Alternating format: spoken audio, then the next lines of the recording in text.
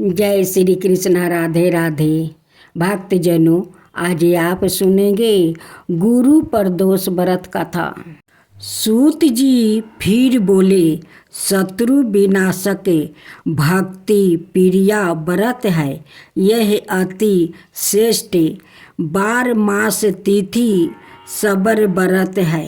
यह अति जेठ मास एक बार इंद्र और वीरतासुर की सेना में घनघोर युद्ध हुआ। देवताओं ने दैत्य सेना को पराजित कर नष्ट भ्रष्ट कर डाला। यह देख वीरतासुर अत्यंत क्रोधित हो गया। सवाए युद्ध को उद्यत हुआ। असुरी माया से उसने विकराल रूप धारण कर लिया। सभी देवताओं भयभीत हो गुरुदेव बृहस्पति की शरण में पहुँचे। बृहस्पति महाराज बोले, पहले मैं तुम्हें वीरतासुर का वास्तविक परिचय दे दूं। वीरतासुर 12 तपस्वी और कर्मनिष्ठा है। उसने गंध मदन पर्वत पर घोर तपस्या कर शिव जी को प्रसन्न किया है। पूर्व समय में वो चित्रारथ नाम का राजा था। एक बार वो अपने विमान से कैलाश पर्वत चला गया। वहाँ शिव जी के बावां अंग में माता पार्वती को विराजमान देखा।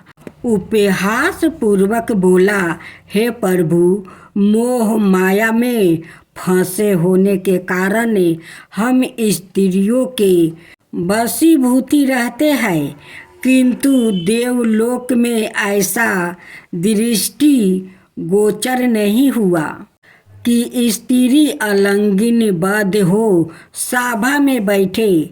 चित्रारथ के यह वचन सुने सबर व्यापी शिव शंकर हंस कर बोले, हे राजन, मेरा व्यवहारिक दृष्टिकोण पृथक है। मैंने मृत्युदाता कालकूट महाविष का पान किया है, फिर भी तुम साधारण जन की भांति मेरा उपहास उड़ाते हो। माता पार्वती क्रोधित हो चित्रारथ से संबंधित हुई। अरे दुष्ट, तूने सबर व्यापी परमेश्वर के साथ ही मेरा भी उपहास उड़ाया है। अतः मैं तुझे यह शिक्षा दूंगी कि फिर तू ऐसे संतों के उपहास का दुस्साहस नहीं करेगा। अब तू दैत्य सवारूप धारण कर विमान से नीचे गिरी। मैं तुझे श्राप देती हूँ। जगदम्बा भवानी के अभिश्राप से चित्रारथ राक्षस योनि को प्राप्ति हो गया। तवस्था नामक ऋषि के श्रेष्ठ तप से उत्पन्न हो वीरतासुर बना। गुरुदेव बृहस्पति आगे बोले, वीरतासुर बलिया काल से ही शिव भक्त रहा है। अतः हे इंद्रा, तुम बृहस्पति प्रदोष व्रत कर शंकर भगवान को प्रसन्न करो। देवराज इंद्र ने गुरुदेव की आज्ञा का पालन कर बृहस्पति प्रदोष व्रत किया। गुरु प्रदोष व्रत के प्रताप से इंद्र ने शीघ्र ही वीरतासुर पर विजय प्राप्ति कर लिया और देवलोक में शांति छा गई। बोलो उमापति शंकर भगवान की जय। भक्तजनों, आज बृहस्पतिवार है। आप बृहस्पति भगवान की आज आप लोग कथा सुने। बृहस्पतिवार का जो लोग बृहस्पति देव के श्रद्धा भक्ति से कथा सुनते हैं, उस पर बृहस्पति देव प्रसन्न हो जाते हैं। बृहस्पति देव की जय हो। बृहस्पति देव की जय हो। प्राचीन समय की बात है। एक नगर में एक बड़ा व्यापारी रहता है। वो जहाज़ों में माल लाद कर दूसरे शहरों में भेजा करता है। वो जिस प्रकार अधिक धन कमाता है उसी प्रकार जी खोलकर दान भी करता है। परंतु उसकी पत्नी अत्यंत कंजूस है। वो किसी को एक डमरी भी नहीं देने देती है। एक बार सेठ जब दूसरे देश में व्यापार करने गया तो पीछे से विस्पति देव ने साधु भेष में उसकी पत्नी से भिक्षा मांगने आई। व्यापारी की पत्नी विस्पति देव से बोली, हे साधु महाराज, मैं इस दान और पुण्य से तंग आ गई हूँ। आप कोई उपाय बताइए जिससे मेरा सारा धन नष्ट हो जाए और मैं आराम से रह सकूं। मैं यह धन लुटाता हुआ नहीं देख सकती। विस्पति देव ने कहा, हे देवी, तुम बड़ी विचित्रा हो। संतान और धन से कोई दुखी होता है। अगर अधिक धन है तो इसे शुभ कामों में लगाया करो। कुंवारी कन्याओं का विवाह करवाओ, विद्यालय और बाग बगीचा का निर्माण करवाओ। ऐसे पुण्य कार्य करने से तुम्हारा लोक परलोक सार्थक हो सकता है। परंतु साधु की इन बातों से व्यापारी की पत्नी को खुशी नहीं हुई। उसने कहा, मुझे ऐसा धन की आवश्यकता नहीं है जिसे मैं दान दूं। तब विस्पति देव बोले, यदि तुम्हारी ऐसी इच्छा है तो तुम एक उपाय करना। 7 बृहस्पतिवार घर को गोबर से लिपना, अपने केश को पीली मिट्टी से धोना, केशों को धोते समय स्नान करना, व्यापारी से हजामत बनाने को कहना, भोजन में मांस मदिरा खाना, कपड़े अपने घर धोना। ऐसे करने से तुम्हारा सारा धन नष्ट हो जाएगा। इतना कहकर बृहस्पति देव अंतर्ध्यान हो गए। व्यापारी की पत्नी ने बृहस्पति देव के कहे अनुसार 7 बृहस्पतिवार वैसे ही करने का निश्चय किया।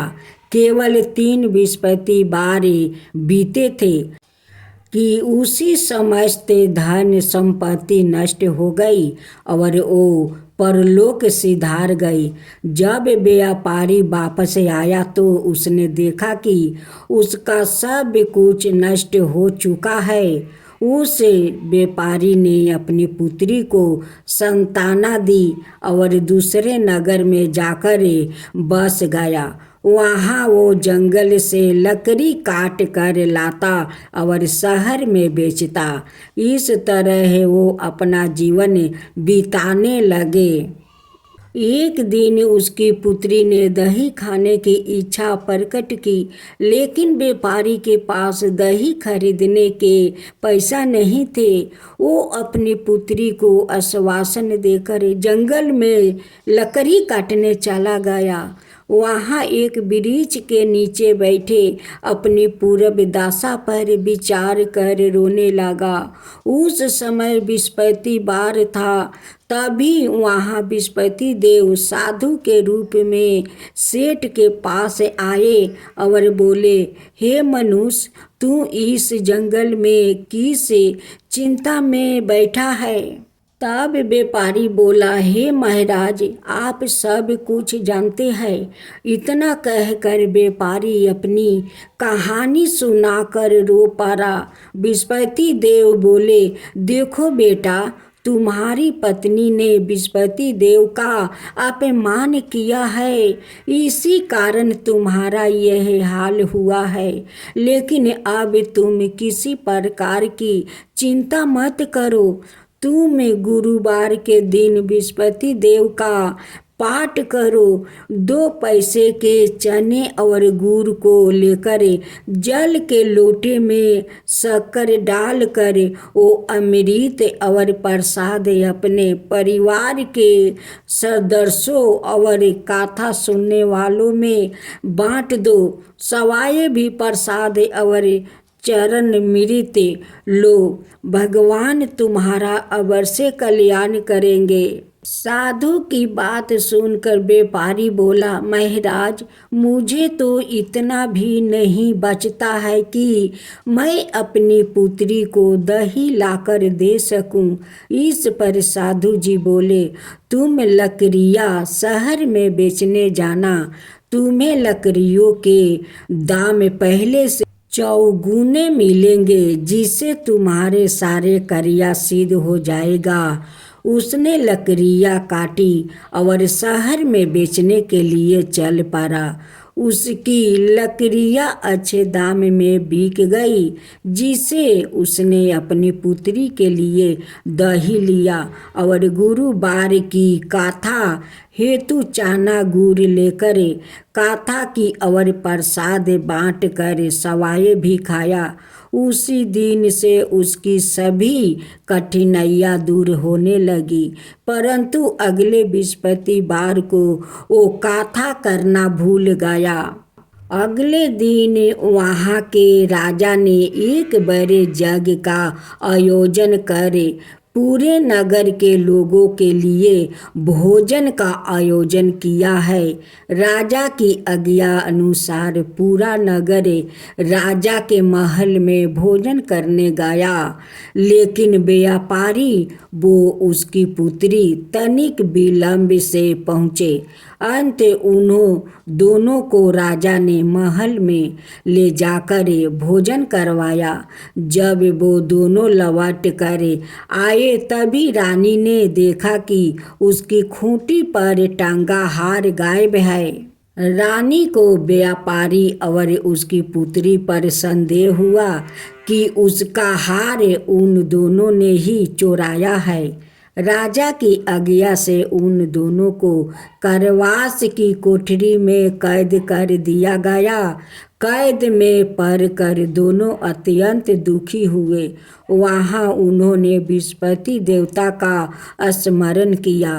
बृहस्पति देव ने प्रकट होकर व्यापारी को उसकी भूल का अभ्यास करवाया और उन्हें सलाह दी कि गुरुवार के दिन कैद खाने के दरवाजे पर तुम्हें 2 पैसा मिलेंगे, उनसे तुम चने और मुनका मंगवाकर विधि पूर्वक बृहस्पति देवता का पूजन करना, तुम्हारे सब दुख दूर हो जाएंगे। बृहस्पतिवार को कैद खाने के दरवाजे पर उन्हें 2 पैसे मिले।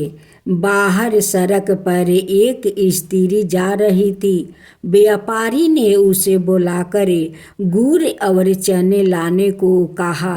इस पर वो स्त्री बोली, मैं अपनी बहू के लिए गहने लेने जा रही हूँ, मेरे पास समय नहीं है। इतना कहकर वो चली गई। थोड़ी देर बाद वहाँ से एक और स्त्री निकली। व्यापारी ने उसे बुलाकर कहा कि हे बहन, मुझे बृहस्पतिवार की कथा करानी है, तुम मुझे 2 पैसे का गुड़ चना ला दो। बृहस्पति देव का नाम सुनकर वो स्त्री बोली, भाई मैं तुम्हें अभी गुड़ चना लाकर देती हूँ। मेरा एकलौता पुत्र मर गया है। मैं उनके लिए कफन लेने जा रही थी, लेकिन मैं पहले तुम्हारा काम करूँगी, उसके बाद अपने पुत्र के लिए कफन लाऊंगी। वो स्त्री बाजार से व्यापारी के लिए गुड़ चना ले आई और सवाए भी बृहस्पति देव की कथा सुनी। कथा के समाप्त होने पर वो स्त्री कफन लेकर अपने घर गई। घर पर लोग उसके पुत्र की लाश को राम नाम सत्य है कहते हुए शमशान ले जाने की तैयारी कर रहे थे। स्त्री बोली, मुझे अपने बेटे का मुख देख लेने दो। अपने पुत्रा का मुख देख कर उस स्त्री ने उसके मुंह में प्रसाद और चरणामृत डाल दिया। प्रसाद और चरणामृत के प्रभाव से वो पुनर्जीवित हो गया। पहली स्त्री जिसने बृहस्पति देव का निरादर किया था, वो जब अपने पुत्रा के विवाह हेतु पुत्रा वधू के लिए गहने लेकर लौटी और जैसे ही उसका पुत्रा घोड़ी पर बैठकर निकला, वैसे ही घोड़ी ने ऐसी उछाल मारी कि वो घोड़ी से गिरकर मर गया। यह देख स्त्री रो रो कर बृहस्पति देव से क्षमा याचना करने लगी। उस स्त्री की मिनती से बृहस्पति देव साधु भेष में वहाँ पहुंचकर कहने लगे, देवी तुम्हें अधिक विलाप करने की आवश्यकता नहीं है। यह बृहस्पति देव का अनादर करने का कारण हुआ है। तुम वापस जाकर मेरे भक्त से क्षमा मांगकर कथा सुनो, तब ही तुम्हारी मनोकामना पूरी होगी। जेल में जाकर उस स्त्री ने व्यापारी से माफ़ी मांगी और कथा सुनी। कथा के उपरांत वो प्रसाद और चरणामृत लेकर अपने घर वापस गई। घर आकर उसने चरणामृत अपने मृत्यु पुत्रा के मुख में डाली। चरणामृत के प्रभाव से उसका पुत्रा भी जीवित हो उठा।